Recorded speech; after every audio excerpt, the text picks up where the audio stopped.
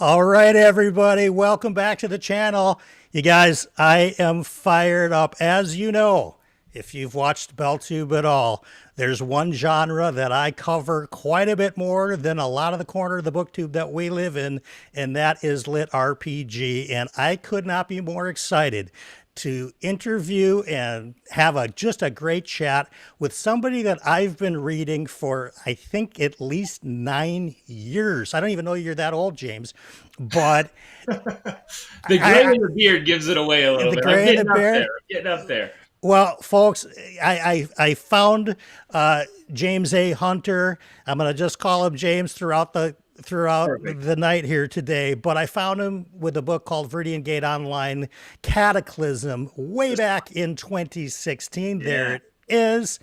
And you can't predict the future. We talk about it all the time on the channel that you never know what's going to happen. And literally, I devoured that entire series. And if you would have told me back then I'd have an opportunity to sit down and chat with him, I wouldn't have believed you for a minute. So I want to thank everybody who's here in chat. I want to thank everybody, of course, who is watching on replay. But most importantly, I want to thank and introduce our guest of honor tonight, author and owner of Shadow Alley Press, Mr. James A. Hunter. James, Woo, please woo. let everybody know how you're doing tonight. I'm just excited to be here. I'm excited to talk with a real person who is not my wife or children. I love them dearly, but that's pretty much my entire social interaction over the course of a month. So talking with a different person is just amazing. I am floored. I could not be more happy. Well, you've heard it here first, folks. James is not my father. So that will not be a plot twist towards the end of our chat tonight. I'm just really fired up to have you here. I'm going to throw some comments up. And folks, if you do have questions for James that are burning on your mind, and if I think they kind of fit in organically with our conversation, I will throw them up and we'll talk about them. And I tend to read them out loud as well because I know a lot of people listen rather than watch this type of a show. So I want the listeners to get the full experience as well. Jessica says, I'm so stoked for this interview. You and me both. It's Maria says, highs. Hey, Maria. Must know somebody. Zach in Alaska says hello. Zach, good to William. have you. William Merle says, huzzah. We've got lots of people here. This is great. Oh my gosh. Very, very cool. Excellent. All right, cool. Well, I know more people will be joining us and I will be throwing some comments up as we go. But folks, if you've never seen the show before, I come prepared. We've got lots of questions for the author today. And we got something really good. We got to say this real Very quick. tiny verb is Morgan, who you've been talking to. Absolutely. She is Oh, yeah. fantastic. Morgan's a pro. You know, when you build a team, you have to rely on your teammates, and you've got a great one in Morgan for sure. I will have to. I have to confess. Jess Harpley there. She's actually one of our Shadow Alley authors. She's written a bunch of lit RPG books. So she wrote the VGO Firebrand series under JD Asher. So she wrote that and a bunch of other ones, Deathless Dungeoneers. But is a phenomenal author. She also serves as our art director. So all of the amazing arts that we produce. She Very is cool. the one who does all of that stuff. She liaisons with artists. She finds authors or talks with the authors. She does all of the art briefs and gets it all done for us. So I'm happy to have her here as well. That's just incredible. Here's another great booktuber, another 10,000 subscriber booktuber himself, Josh from Red Fury Books. Good evening. I know he's got Josh, another so stream. happy to have you. Yeah, he's got another stream tonight, but I'm going to get him going on some lit RPG as well. So here's what I'd like to do, just for some people that might be a little bit new to the genre. What is, because everybody sort of defines it a little bit differently, but how does James Hunter define lit RPG, and maybe within that game lit, just so Sure. some viewers can maybe get a real firsthand expert answer?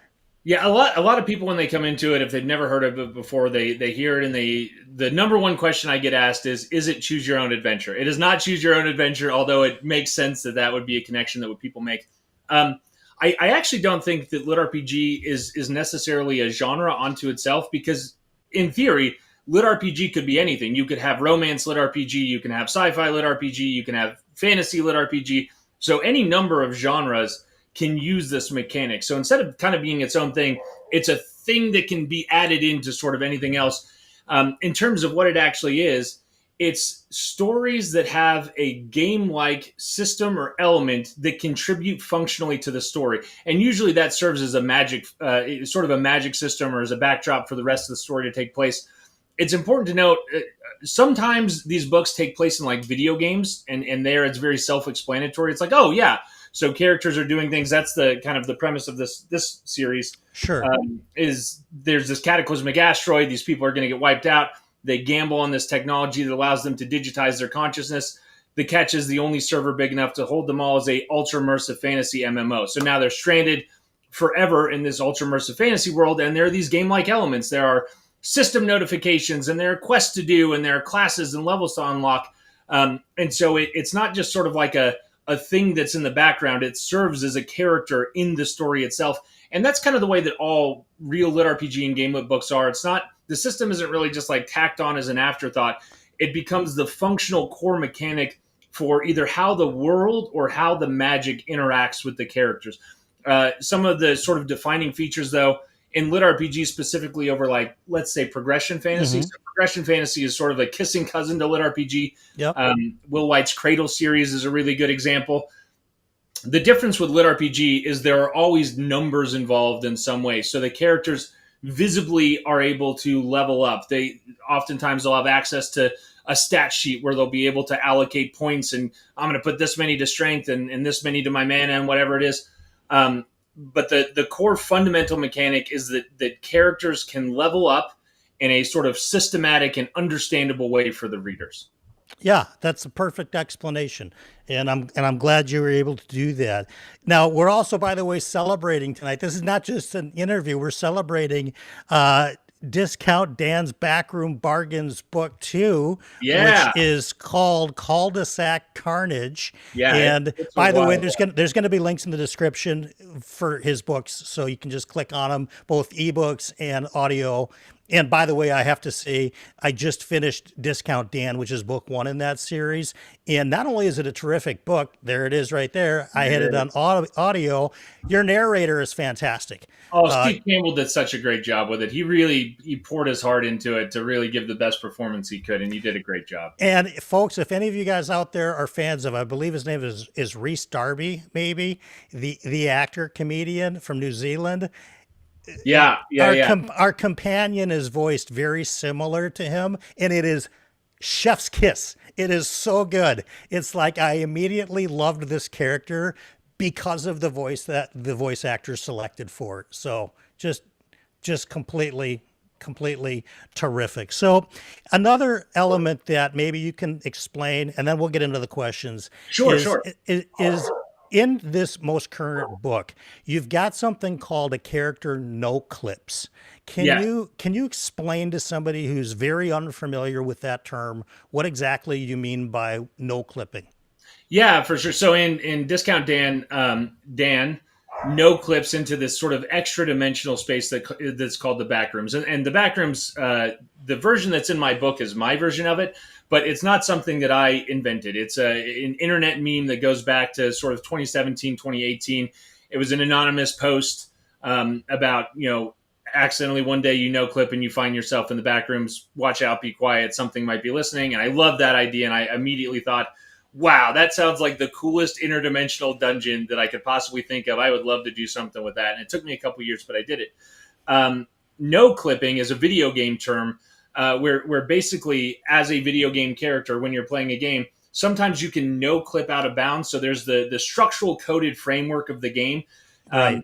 But sometimes there are glitches in the game that allow you, and speedrunners, video game speedrunners will use this mechanic a lot, where there are known sort of error codes that allow the character to clip outside of the boundaries of the game's framework. And so you can bypass a dungeon, or you can run through a mountain because you shouldn't be in that area in the first place. And so you can do all of these weird things.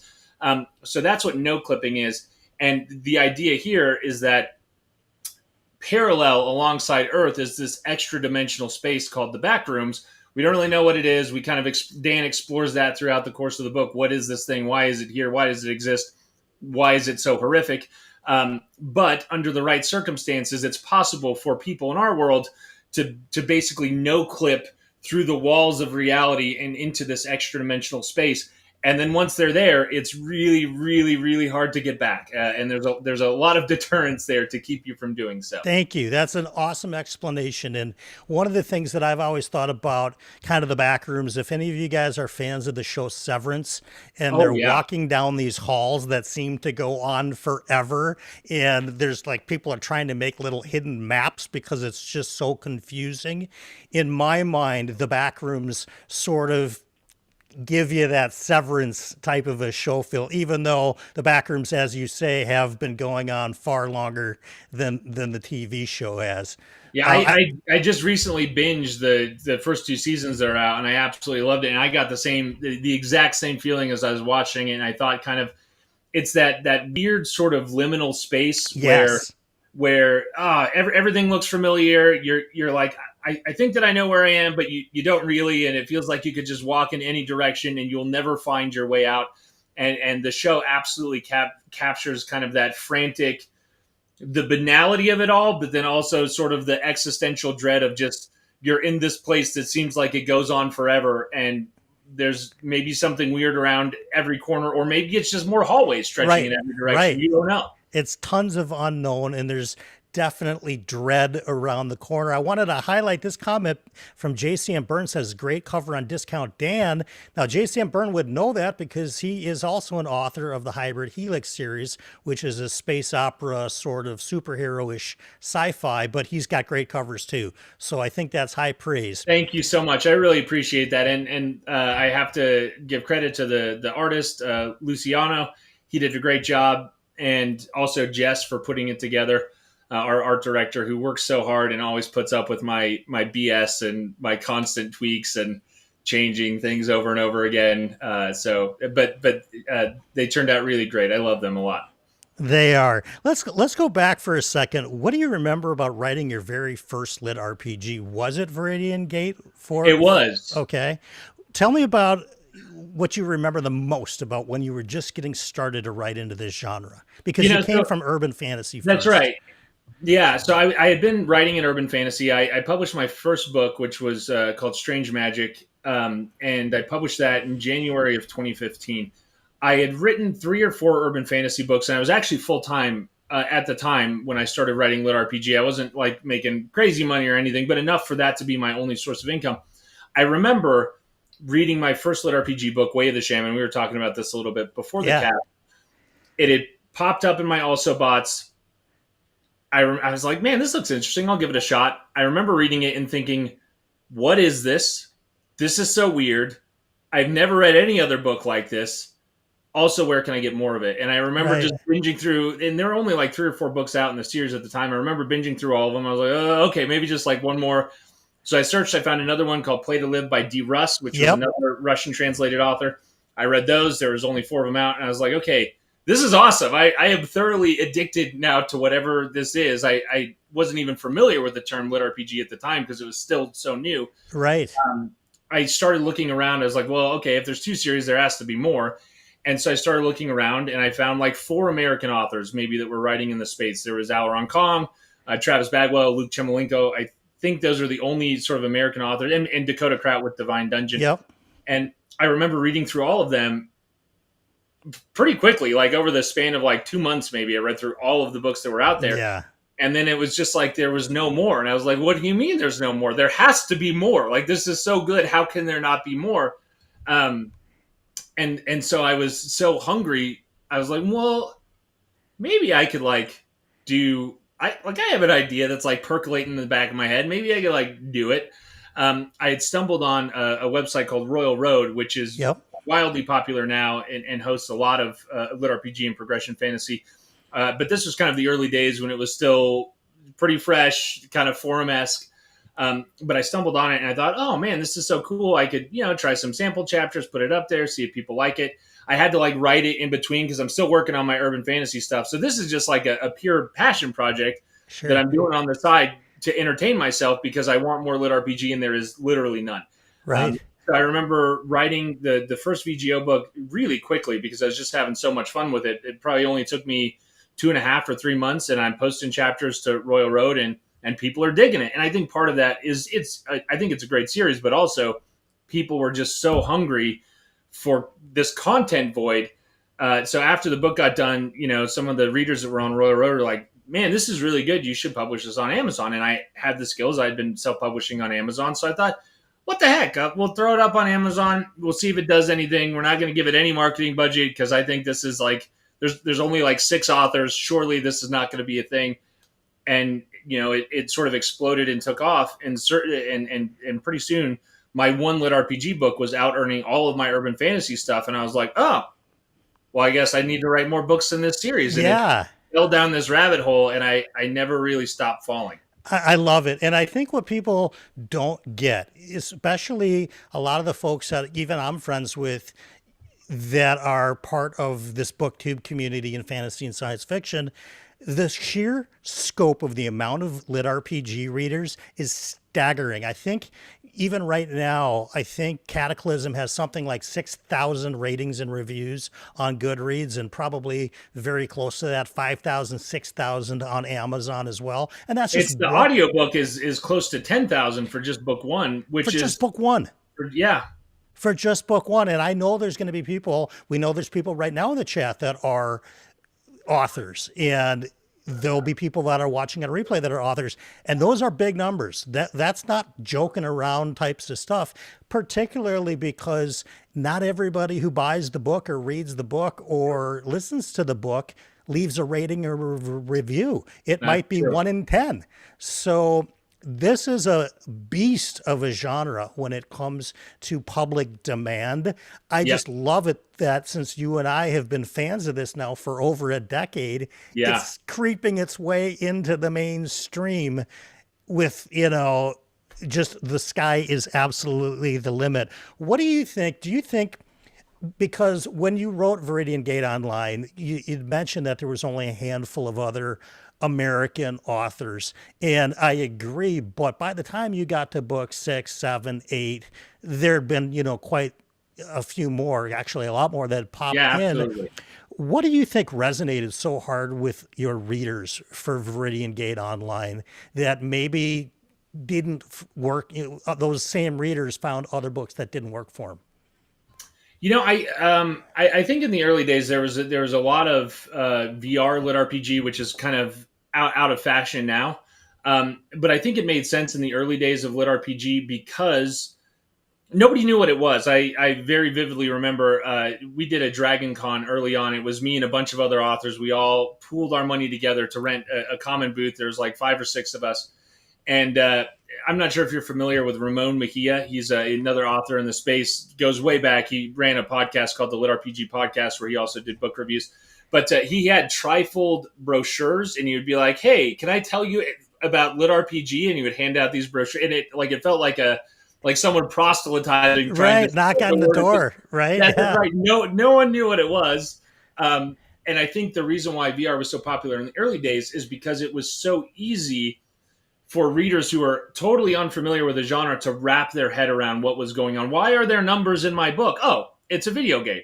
Now I understand exactly why there are numbers in my book. Now I think that there are enough readers who are familiar enough with the genre that they don't sort of need that zero entry kiddie pool to get into the genre. But in the early days you did. And so there was a lot of VR content. I think some of the books that struggled, because it was VR, there was often this balance between real world and the video game itself. And sometimes the pacing would really lag, and it felt like there weren't stakes because, it's just a video game. Like nothing matters that happens in a video game. It doesn't really affect real life. And authors would try to put a spin in there to up the stakes. If you die in the game, you die in the real world, that kind of stuff. But for the most part, I think that they were kind of a miss with a lot of readers. With VGO, the big difference was it's really an isekai story. The real world is gone, essentially. Hit by an asteroid. The game is all that exists, and the stakes are very, very real because these aren't just people that are grinding quests because they're having fun, killing monsters and getting loot. There's this tech oligarch billionaire, Robert Osmark, who's basically turning Viridian Gate into this new sort of feudal dark age, and he's selling off vast swaths of property. And so it's oh my God, this is our fate, and we're going to all become serfs in a digital place where we can never die. That's horrifying. The stakes are Right. very real. We need to stop this. And I think that that was one of the things that differentiated VGO from some of those earlier series that also had maybe a VR online presence, but didn't hit in exactly the same way. Yeah, that makes a ton of sense to me. And another thing that I think you do exceptionally well, which you got to be real careful when you get into this genre, and really, I suppose it's all genres, but I happen to be a character first reader. Yeah, Like, I love mechanics, I love magic systems, I love cool sci-fi tech, I love all that. But if I don't care about the character, then I really lose interest in the book quick. And I feel like your character work is truly excellent in the genre, because I want to know what's going to happen with Grimjack in Viridian Gate, right? And in your yeah. newest series with Discount Dan, I like Dan. Dan is a guy that, I mean, for those of you who haven't read it, it's not Dungeon Crawler Carl, but it's got some of the sensibilities of it, because he's got a similar attitude about what's going on around him, and he's in a spot that he didn't ask to be in the first place. This wasn't, hey, I think I'll jump into a video game because the asteroid is coming. He didn't make this decision. Right. As James said, he no clipped in. He was sucked into this sort of side dimension full of horrific stuff, trying to survive, which most people clearly don't. And one of the things that I love so much about book one that I just wanted to kind of give you your flowers on is you Thank you. drop us right into the action. There's no huge amount of exposition. You're not telling this whole grand, elaborate story of what these back rooms are. You're letting the action and what's going on to our character, Dan, sort of speak for itself. And I really appreciate books that think enough of their readers to not hold their hand from page one. And we'll figure it out. You trust your readers, I think, impeccably well. And so I know that's not a question, but that's just No, what, no, I really appreciate that, and I think with the backrooms in particular, I think part of the joy is in the mystery. The deeper into the book you get, you realize no one actually really knows. He talks to all these people who all have their own ideas about what this place is, why it exists, how it functions, why it does the weird things, and sometimes characters have wildly different ideas that are seemingly contradictory to one another. And I think that's part of the mystery that drives the story, is like, okay, well, who's right? And you don't know, and you're just so, and Dan doesn't know, and he's just right. forging ahead, trying to find answers and picking bits and pieces. This sort of fits with my experience. This kind of doesn't, but maybe it does. I don't know. We'll set that over here, but we won't discard it entirely. And then in terms of, kind of dumping the readers into it, I think that this is something that I've just learned from the experience of writing a lot of books. I'll often do panels at cons, where I'll talk to young fantasy writers in particular. And one thing that I have noticed over and over again is what I call world builder's disease. A lot of writers will spend years sometimes building out a world Bible for their story before they ever start writing the story. And so they'll have hundreds or thousands of pages of backstories and, like, this is how the continents were, and then they divided, Sure. and this is this faction.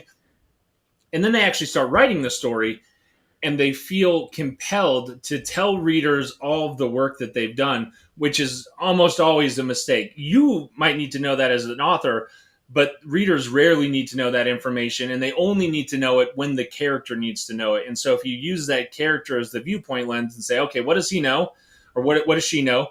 And what are they going to be exposed, and only reveal world building as the character experiences it. It kind of comes out as a trickle instead of as a fire hydrant, which I think makes for more interesting world building.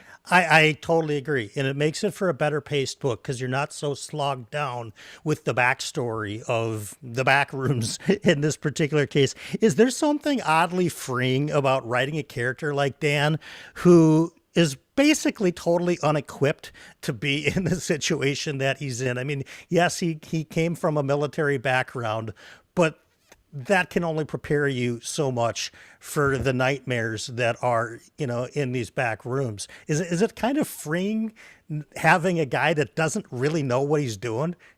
So I think if you read through my series, that's a theme that you'll kind of see repeated through a lot of my main characters. I will openly admit that most of I'm a former Marine Corps sergeant. I'm a combat vet. So most of my main characters are vets or first responders, because the old axiom, write what you know, it's easy to get inside that POV headspace. And so most of my characters are, adults. They're not young teens. They have some life experience under their belt. Maybe they face some kind of hardship, and they're all kind of thrust into situations that they're a little bit unprepared for. And I think the reason why I like to do that is because I generally value smart main characters over strong main characters. And I think when you throw a character who doesn't really know what's going on into the deep end of the pool and you really make them swim, they have to think of creative ways to solve their problems instead of just, I have all the power of a god and I'm going to blow it up with my hands, and this is not a dispersion on any specific lit RPG book, but I see that as sort of a staple in the genre. I like characters who have to struggle and they get in fights and they're punching above their weight class, and the only way they win is by doing something sneaky and tricky and a little bit outside the norm of how you would expect them to react. And I think that also makes those fight scenes fun. There's a lot of fight scenes in my book, but as a reader, sometimes when I'm reading other books, I'll get bored and I'm like, I've already read this fight scene. I've read this fight scene 10 times in 10 different iterations, and they're all kind of the same and they bleed together. With whether it's VGO or whether it's Discount Dan, especially in Discount Dan, because everything is so weird and sort of horrific. I try to make sure that there's some new element to every fight, where the thing that worked last time isn't necessarily the thing that's going to work this time. And so he has to be smart and kind of play around a little bit before he figures out something that might actually do it. Totally agree. It's funny because I would have never, we all have these stereotypes in our mind, right? So when I think of combat veteran, when I think of sergeant in the Marine Corps, I don't think of hilarious author in the same, category. It doesn't mesh in my brain. But folks, James is super funny. And if you watch BellTube, how much I appreciate authors that don't try to just shoehorn in jokes to lighten the mood, but are legitimately funny. Like, if somebody's funny or not. And if they are, it's amazing when they put it into the books. Like we get for sure more in Discount Dan than I think in VGO. Oh yeah, VGO is a little bit more serious in tone for sure. Yeah, but in Discount Dan, there are definite laugh out loud moments where I'm like, God, he's a really funny dude, this author. And it doesn't happen as often as I would like. I mostly get, some of the larger named authors in these genres trying to just be funny. And I've always kind of felt like you either are funny or you're not. And it's, I'm not going to ever play basketball at 5'7". Okay. So for me to go try to wish I could dunk is not going to happen. And the same kind of goes with injecting humor into a book. It can be done deftly and funny like you do it, or it can just kind of be filler material and cringe. And I don't use cringe very often, but Discount Dan, folks, is not cringe. It's raw. It's definitely rated M for mature. Yeah, let's not call it a G-rated book. There's, probably stuff in there that's not going to appeal to everybody, but that's okay. It does what it sets out to do for sure. So what makes this new book, Cul-de-sac Carnage, a quintessential James Hunter book? What about this one? Just nobody else could have written it like you did. I actually think book 2 is even better than book 1. And part of it is because even though there's not a ton of hand-holding in book 1, there's still sort of the requisite setup of what is this place? How does the system work? How do artifacts work and relics work? And so there's kind of this learning curve that in some ways slows down the pace a little bit because it's necessary world building that the character has to know to get through the book.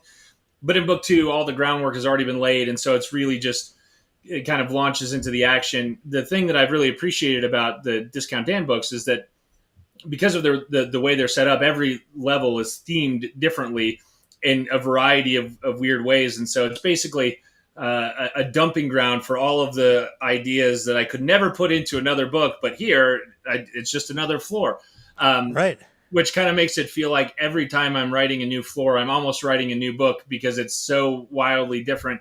I would say there's a lot of really good high point moments in book 2, but the finale, uh, the sort of the big last boss battle scene, is definitely a quintessential James Hunter thing. Excellent. It's very off the wall. It's honestly, when I was finished writing it, I have a good buddy, Aaron, who co-wrote Shadowcroft Academy for Dungeons with me, and he and I are great friends. We're writing buddies, and I remember calling him and telling him, "Hey, I just finished this. I don't know if I'm ever going to write anything cooler than the thing that I just wrote, because it's just so wild, and there's all these little pieces that come together."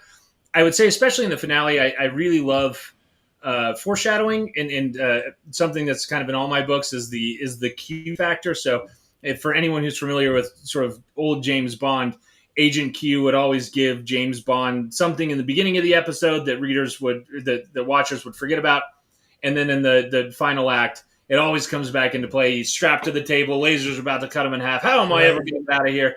Oh, the laser pen that Q gave me, of course. Right. Out with his teeth, and he slices and you're like, oh my God, how didn't I see that coming? I love a good Q factor. And so I'm always looking, okay, we're in Act 1, early Act 2. Can I drop this thing that readers are going to forget about it? It's kind of this throwaway thing, except it's not a throwaway thing at all, and it's going to come back in a major way. And I really love doing that. I think it's got a great payoff, and it's there, so it's not a surprise twist that comes out of nowhere. Sure. But it's this unexpected, like, oh my God, I should have seen that from the beginning, of course. And then you get the big reveal, and it's, cool thing happens because of it. And I like how that is very much you. You've identified something that you like in the Bond flicks or books, well, I guess came first, and have been able to incorporate that into your own rhythm of writing. I think that's really cool. And folks, one thing I got to tell you guys, our main character, Dan, finds out very early in book 1, he's basically given one piece of advice. Everybody here is lying to you, and everybody here wants to kill you. And that's about all the information dump we get. Okay. That's right. Trust absolutely nobody. And also they all want to kill you. They want to murder your face. So we're rooting for Dan kind of at every level, but you had mentioned some other authors. Let's maybe talk about your publishing company for a second. Yeah, for sure. Shadow Alley Press. Was publishing other authors always kind of part of your plan, or did it sneak up on you, or how did that happen? It definitely snuck up on me. It was not ever really a thing that I had an intention for. So I had published my first book in 2015. I had very low expectations. I mean, I had kind of learned everything that I could about indie publishing before sort of hitting the button. I had a shoestring marketing budget. My wife and I had saved up for 9 months to be able to afford, an editor, cover art, and my $250 marketing budget that I used to launch the book. We had very low expectations. If we can make our money back in a year, we'll be thrilled. It sort of did very unexpectedly better than either of us had thought, and thought, okay, well, I guess we'll write some more books. And so I never really intended to. I've been doing this for a decade now, and even from the beginning, I never expected this to be my career path. And so I was like, okay, I guess I'll write the next one, and then that one did well, and then another one did well. I had switched over to LitRPG. I had published the first VGO book. That one did exceptionally well. I had acquired a bunch of writer friends who we were all kind of alpha readers for each other. And so we would do manuscript swaps, and they would edit my stuff and I'd edit their stuff. And I loved all of these people to pieces. One of them in particular is a lady named Eden Hudson. And she was my very first alpha reader critique partner. She and I have also co-written a series together called Rogue Dungeon, which is also phenomenal. Yep. But she had a manuscript. I was reading this manuscript. It was called Revenge of the Bloodslinger. It was kind of this weird post-apocalyptic urban fantasy thing. I was like, dude, this is the greatest thing. I love it. This is so amazing. When is it going to come out? And she's like, well, it probably won't be until next year, 9-10 months. And I'm like, why are you waiting so long? Are you trying to get book 2 done? She's like, well, book 2's already done. I'm like, so what's the holdup? And she's, well, my last book didn't do so good, so I don't have enough money, so we're kind of saving up. And I had been there, right? And I had become sort of this accidental publishing expert. And in 2017, when I first started doing it, was just me. I did the writing, I did all the ads, the whole thing. But in late 2016, early 2017, my wife came on board and took over the business side of things. And so she started running our ad campaigns, our email lists, all that stuff. And she was almost instantaneously better at it than I was. She came from a chemistry background. She worked for pharmaceutical companies, so she was very analytical. She had her spreadsheets open, and so we kind of exploded sort of overnight because I was writing more, and she was kind of this master marketing whiz. And so I told Eden, I was like, well, hey, why don't you just let us do it? We've become accidentally good at this. Just let us do it. And she's like, are you sure? And I was like, yeah, it's going to be fine. I'm sure this will go nowhere and do nothing. And so she entrusted us with this book and the series. We published it. And then we just kind of kept doing that. So really, it wasn't initially about like, oh, we want to start a publishing company and make money. It was really just, I want to help my friends who are really good writers and not great business people, because being a writer is the coolest thing on the planet. And so that was really the heart of why we started in the first place. And then it just kind of kept growing and expanding. And suddenly we had another author who's a buddy of mine. I thought, oh, yeah, sure. We're already doing this for Eden. Why not do it for you? And then, pretty soon we had kind of this whole stable of authors, and we thought, oh my God, we're actually kind of good at this. Like, people are making money. We have authors that are quitting their jobs and going full-time to write. Like, maybe we should just do more of this. And because Jeanette, is running the business side, and we have a team of people that are helping us now, it was like, well, I still get to be a writer. I still get to do the fun things. And we have this whole other branch that's also doing cool things and helping other authors have the coolest job on the planet. So it was kind of a win-win all around. That's just incredible. And I love that too, because I know plenty of authors, not as many as you do, but I know several, and they're not always salespeople. They're not always marketing people. They could be highly creative. They could have the most wonderful stories to tell, but just having that manuscript doesn't turn into sales because you wrote a good story. Somebody has to push it. Somebody has to go out and sing your praises. And for a lot of indie authors like yourself, you're able to do that for yourself. There's others that it's just so out of their wheelhouse that it's wonderful that there's an independent, an indie author focused publishing house like yourself and like what your wife and you have done. That's a resource that if somebody decides, I just want to focus on the writing, I'm going to let somebody who's already done the math on this figure out the best way to market it, and I'm going to go back and write the next book. That's right. That's incredible. What would you say is the biggest misconception that new indie authors have when they approach you? When they approach me specifically, I think either maybe when it comes to expectations of how their book might perform, or even further, back than that, like you've said, you've done tons of cons.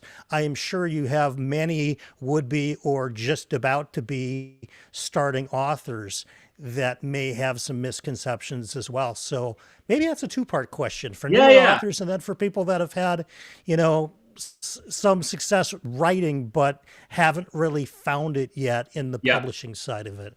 So I'll start with that one because I think it's a little easier. And you actually brought up one of the sort of key misunderstandings that I think a lot of authors have early on before they get exposure to publishing, which is, if I write a great book, it guarantees I'm going to have success. I so wish that were so. I so wish that the quality of a book, the quality of the prose, the quality of a story directly translated to sales. And oftentimes it just doesn't. We ourselves have published books for authors. I mean, I think our track record is pretty good, and we publish more successes than we do failures.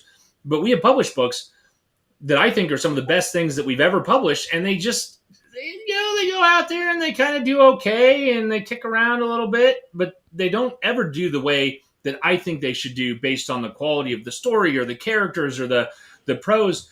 And that's just a hard reality, is that it's not just about the book. And I think a lot of the authors, they will spend so much time reading, books on craft and on, how do I outline better? Sure. How do I get deeper characters? How do I get a richer narrative flow, better pacing in my outlines? And they'll spend years doing that. And then they'll just kind of like shove it out into the wild. And they're like, I'm sure it'll be fine. No, that's not how it works. There's an art there's an art and craft to the business side of things too. And if you want to be an indie author, it's absolutely great. We, when we're sitting down with authors to talk about like, hey, is this a good fit, a good partnership? Sometimes I'll tell authors, hey, I don't think you should publish with us. You have all of the skill sets necessary to do this really well on your own, and I think that you're going to be able to be successful as an indie author, and you should do that. Not all authors are set up that way. You really have to have a plan going into it for how am I going to get eyeballs on the thing that I'm trying to sell, because even if you have written the best book in the world, if no one knows it exists, it's not going to sell.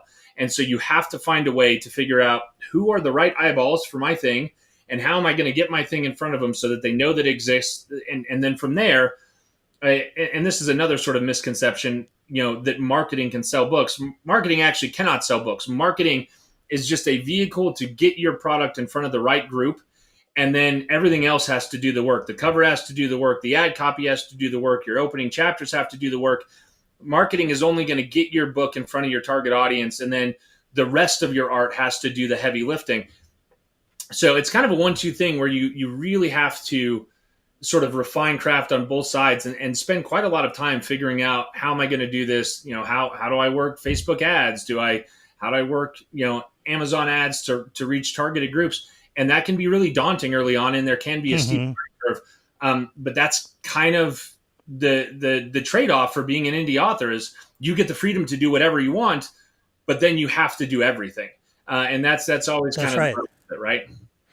Do you find that many authors, well, I'm sure they do, but has it been your experience that most of the folks that come to you for advice actually take your advice? Or are they just asking and they just go do whatever they want anyway? This is also a painful thing.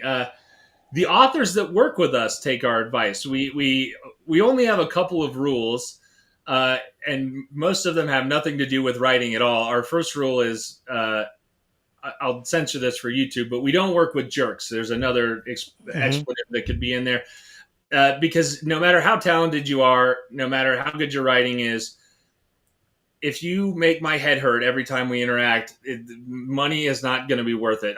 Every author that we work with personally is someone that I would be happy to invite over to my house, which we often do. We have a big company retreat here in Kentucky. We invite our authors over. We throw a barbecue. We get a luxury cabin in the woods. We go play D&D together. So if you're not someone I want to spend a weekend with, drinking a beer and playing a game with, it ain't going to work. And the second rule is you have to be coachable, because the number of authors who come to us and maybe are great storytellers, but have literally never published anything before.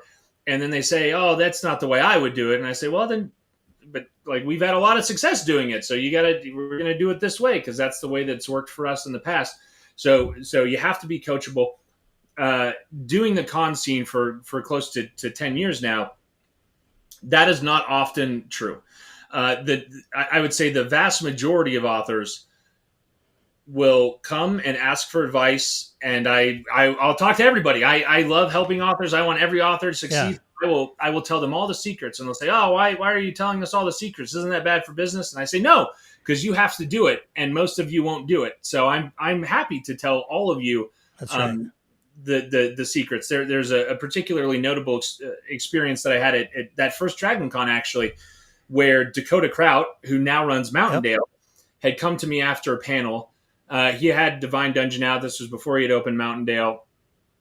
And he had asked me advice. It was about him and 10 other authors that were kind of around me asking different questions. And I laid out all the things that they should do, that I thought they should do based on my experiences, what was going to work. Dakota had a notebook. He's writing notes. He's taking notes.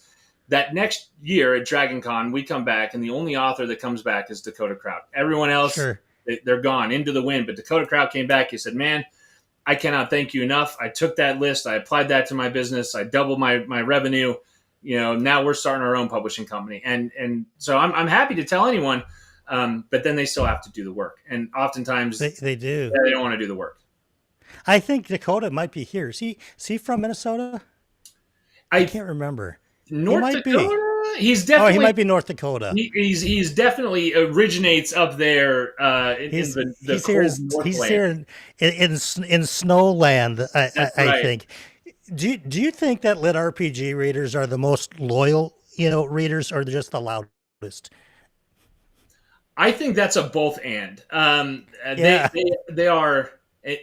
They are extremely loyal. I We Hmm. have found over the years, and I can attest to this personally. I think that as you read more lit RPG, it becomes harder to read other books because you kind of get these micro dopamine hits when you're reading lit RPG. Every time the character levels up, every time they get a new skill, every time they get a new piece of gear, it's just this little, game loop dopamine hit in the back of your brain, and then you go back to regular fantasy, and you're like, oh, the powers they have are the powers they have, and that's it. And there's That's not it. going to be any other new cool things. There's, like this is it. This is what they got to work with. And so I think it's hard to go back to that. So they are extremely loyal. I would say 75% of lit RPG readers are what we call genre locked, meaning that they will not read outside of their preferred genre. The exception is sort of progression fantasy, because again, there's so much overlap there. Um, but even if I were to go write a James Hunter book that was epic fantasy with all the same beats as all my other stuff, I would Hmm. suspect only maybe 25% of my readers would follow me over to that new format, because they Really? just love this genre so much and they really don't want anything else outside of it. They can be extremely fickle. And this is why there are a lot of right to market authors that, even from the early days, they saw lit RPG was making inroads. They thought, oh, I'm going to try to do this without being fans of the genre. They'd maybe never read a lit RPG, or they'd read one lit RPG book, and they're like, oh, it's just a fantasy book with game stuff, whatever. I already have a fantasy book. I'll just stick these numbers in it. It'll be fine.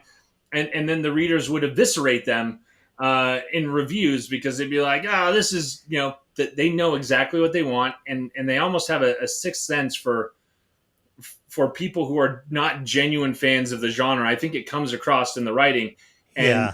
do not tolerate it. Yeah, I can see that. There, where someone is basically trying to capitalize on a genre that has some sales. And yeah, it's not hard to suss out. I mean, I've read those Right. books too. And I think that that makes some sense. If somebody's not read either of, let's just say someone's watching this today, they've read none of your books so far, where do you suggest people start with James A. Hunter books? I would say that Viridian Gate Online is great. It's still my most popular series. It's a complete series, 8 books. There's lots of great world building. It is VR, which again is a little bit sort of out of favor these days. Although these Hmm. books continue to sell well because they already sort of have this following behind them. Right. Um, but I think, one, it's a great entry point to my books in general, and kind of the way that I write and the way that I tell stories. But I think it's also a really good entry point for someone who's new to the genre, because it's a very reader friendly way to sort of experience lit RPG the first time in a way that's going to make sense to someone who has sort of no context for the genre outside of that. Some of the other books that are really popular, um, it's because these lit RPG readers have become more familiar with the tropes. A lot of authors just forego any explanation for why a Right. system exists at all. It's just like, oh, you're in a You fantasy world must with know it. numbers. Yeah. That's it. And there's no reason or explanation given for why magic works as a video game system or where that comes from. And there's no hint that you will ever understand why it is. It's just there.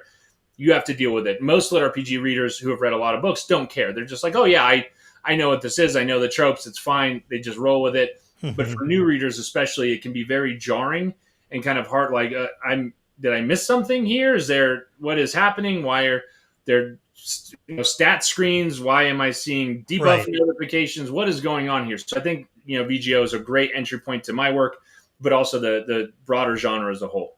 I totally agree with you for a newbie. Now, if someone's got some experience, I'm all in on discount Dan. Yeah, for sure. I'm starting book 2 tomorrow. I mean, it's like I'm very excited about that. Tell us a little bit about Kindle Unlimited. Has that been something that's worked well for your company? I know a lot of people that are members of it. Is it just strategically still good, or have the winds kind of shifted? Where are you at with something like that? Yeah, no, for sure. I, I'll caveat this by saying it's really dependent based on genre. I know a lot of romance authors that are wide, and for those who might not be familiar, wide means that you're on multiple platforms other than just Amazon and Kindle Unlimited. So you would be on Barnes and Noble and on Kobo and all of these other places. And those romance authors do well wide. But even the romance authors that I talk to that do well wide tell me that 80% of their revenue still predominantly comes from Amazon. So 80% of the money they earn is coming from Amazon, and 20% is all of those other sources combined. So sometimes that makes sense if you have very low KU page reads and you think, yeah, I can make this shift and it's not going to, knowing kind of that 80-20 figure, keeping that in your mind, maybe it makes sense for you to go wide. I think that for sci-fi, fantasy, and lit RPG especially, the readers are in KU. A lot of these readers are absolutely voracious. Some of them, they read a book a day, and it's really expensive to read a book a day. If you're even at indie prices at $4-5 a book, right? If you're reading one every single day, that's a pretty expensive habit. Absolutely, thousands a year, and especially on authors whose books you're not sure about, and you don't necessarily want to commit to right away, and so a lot of these readers have KU subscriptions, and so they will buy a book outright if it's from a known entity that they like. They've enjoyed the books in the past. They say, yeah, I know this person spins a good yarn. I'm going to pick it up, insta buy. But for people who are not familiar, they might be less inclined to take a try. And so if it's not in KU, there's a good chance they're just not going to pick it up at all. We have seen KU actually become a larger percentage of our revenue share over probably the past 2 years. So I would say 2 years ago, the numbers kind of looked like 40% of monthly revenue came from audio, which is exceptionally high. Mm-hmm. And then that other 60% was pretty evenly divided between actual Kindle ebook sales and KU page reads. Now the numbers have skewed even further. I would say to date, it's more like 50% of our monthly revenue is from audio. And then of that remaining 50%, I would say it's maybe even 60-40 in favor of KU page reads.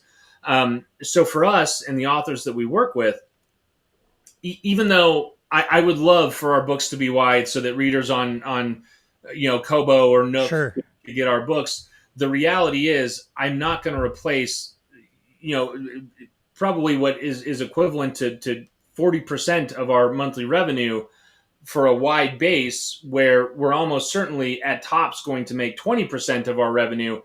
There's just no way those numbers balance out on the scale. And so for us, we're pretty much all in on Kindle Unlimited. That's interesting. Have you noticed any drastic changes in indie publishing over the last few years, 3 to 5 years, something like that? Yeah, I mean, it has changed so much. And in a lot of different ways, a lot of really interesting ways. Most notably, I would say is audiobooks. Back when we first kind of started doing audiobooks, I think we produced our first one in 2017.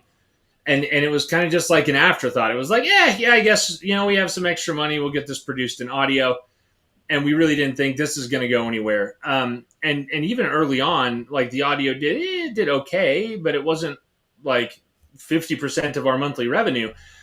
The skew toward audiobooks has been unparalleled. Totally. It's crazy. And I even find myself listening. I didn't used to like audiobooks, and now I'm addicted to them and I listen to them all the time. My wife says I'm like a teenager because I always have my headphones in and she's yelling at me while I'm doing dishes, listening to audiobook. And I think a lot of readers are the same way. We're very busy. We have a lot of things going on in our lives.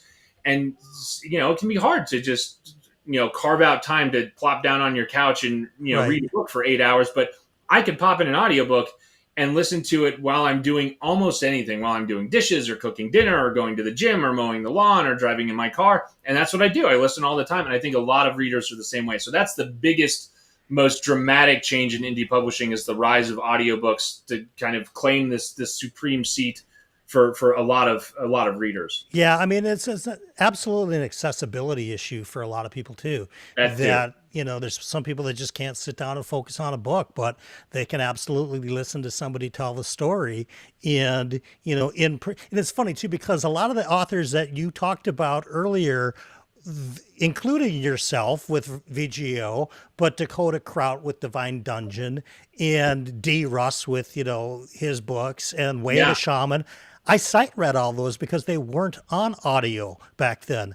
Yep. But now 95% of the audiobooks I listen to are lit RPG, and I sight read science fiction and fantasy. I've become so accustomed to listening to my lit RPG stories that that's the only way that I want to consume them. So I can Yeah. see kind of from your seat as a publisher saying, where is our customer base? I can tell you right here, Yeah. it's audio all the way for me in that Yeah. particular genre. Particularly when you get a guy like Steve Campbell who just knocks it out of the ballpark with Discount Dan. Yeah. That makes or breaks for me a series. I can tell in literally 10 minutes if I can listen to an entire series read by a particular voice That's actor. right.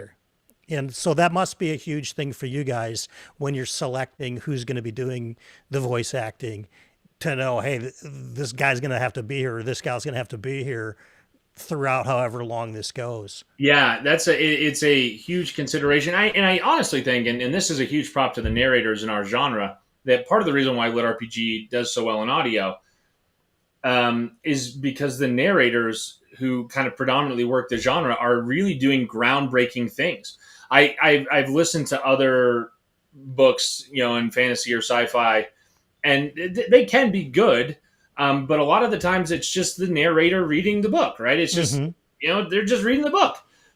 And in lit RPG, you almost never get that. I mean, even if it's a solo narrator, most of them are so good it sounds borderline like a full ensemble cast. Absolutely. A lot of them are doing multiple voices, they're doing accents, they're doing weird dialogue things. Sometimes they're layering in VFX effects over the top, so you kind of get these other additional sort of War of the Worlds elements in the background, where it makes it a little bit more immersive. Jeff Hayes and the crew at Sound Booth Theater are absolute pioneers in that field. And no one else, and I think what they've done and the success of what they've done has bled over to other audio narrators who are starting to emulate that style, but it's really still kind of confined to our genre. I don't see that or hear that a lot in sci-fi or fantasy that's not lit RPG. I totally agree. There's an enthusiasm within the voice actor, and I had Jonathan McLean on not that long ago. Oh, he's so good. Yeah, he's a true friend in life at this point. It's like you said, like you want to hang out with the guys that'll have a beer and play D&D with you. Yep. Jonathan, I could hang out anytime. Same with his writing partner, Seth McDuffie.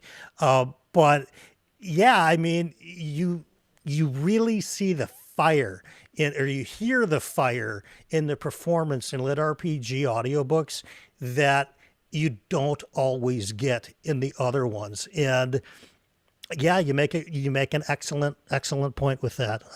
But that probably, speaks to why the audio is also growing market shares, because the quality of those narrators, it's what a bargain, right? I mean, for what ought to be a credit, you're getting the 20-hour true live performance.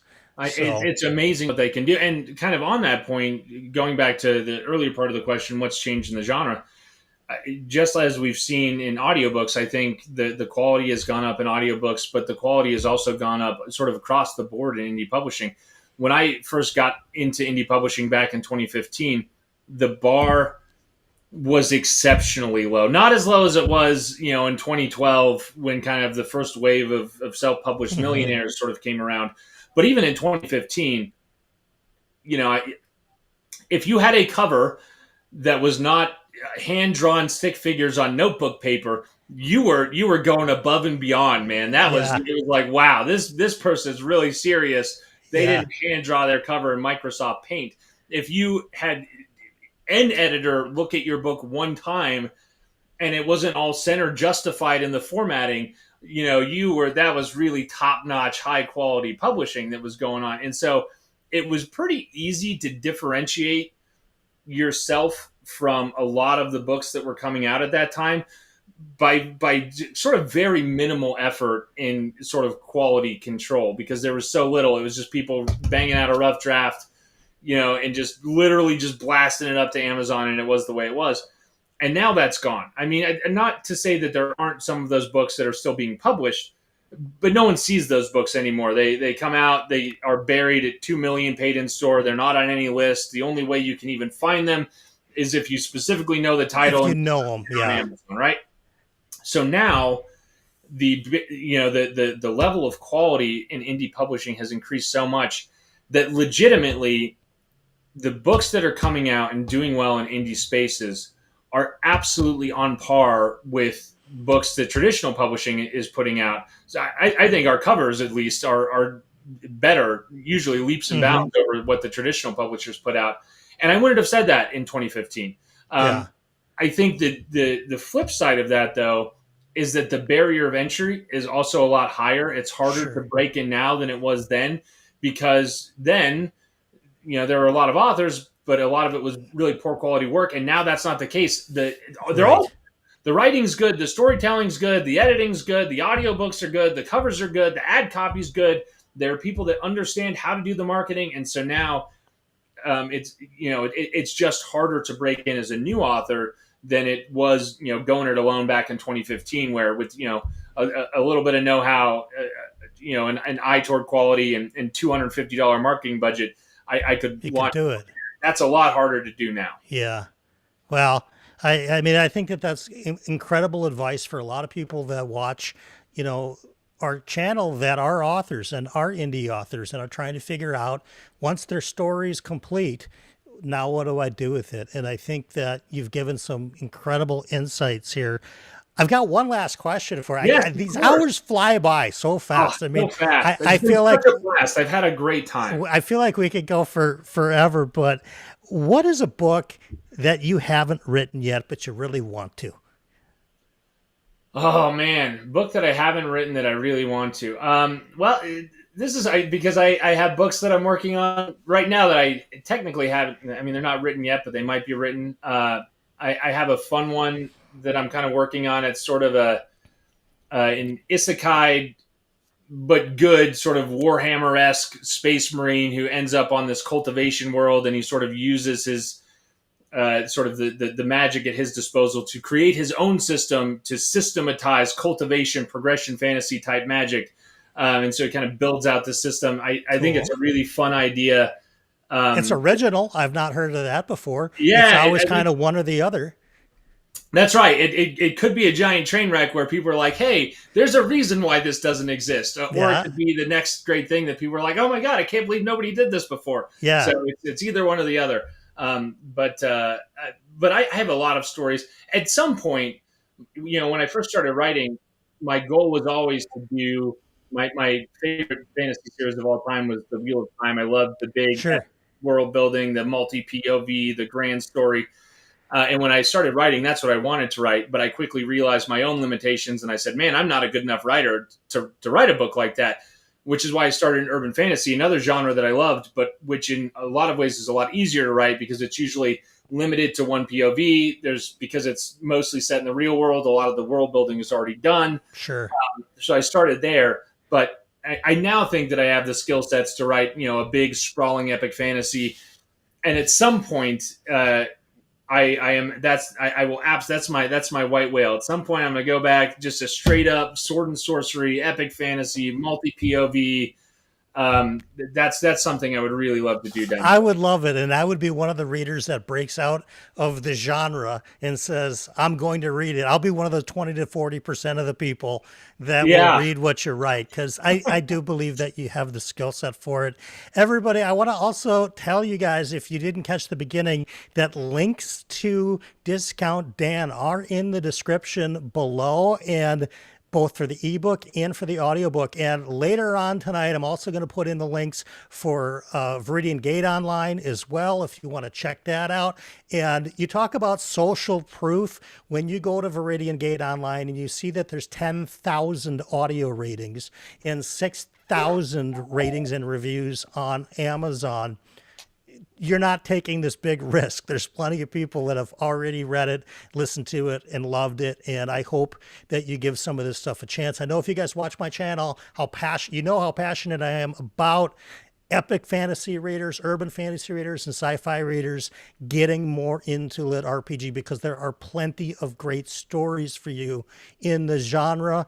And James A. Hunter is creating them, and he's also building them for other authors with Shadow Alley Press. James, this has been awesome. It's been a pleasure. Thank you so much for doing this. I can't tell you how much I appreciate it. It's like I said, it's my pleasure. I've been reading your stuff for almost a decade now. And, you just never know what life is going to life in 10 years. Not. And I promise you, when I was reading Viridian Gate 1 Cataclysm on one of my first Apple iPads, I promise you, I never thought I'd have a YouTube channel, let alone be talking to this author who's writing this really cool stuff that I just really dig. So this is awesome. James, thank you. I want to thank Morgan from your company, from Shadow Alley Press, for helping set this up today as well. I want to thank everybody who's been here in chat. Yeah, thank you all so much for spending your time with us. That's such a treasure. Absolutely. And thanks to everybody who's watching on replay. And if you are watching on replay, drop a comment where you are in the world, because we've got people from all over the planet. If you've not heard of James A. Hunter, take a look in the description. Absolutely check his work out. And I hope we'll have him back on the show to talk about a next book soon. And Good luck and congratulations on book 2. I'm excited to read Cul-de-sac Carnage in the Discount Dan's. Yeah, I think you're going to enjoy it. If you liked book 1 and it didn't bounce you off, you're Nope. going to enjoy what book 2 has in store. Did not bounce. Everybody, thank you so much. And James, thanks for sharing some time with us tonight. And we'll see everybody real soon. Have a great night, everybody.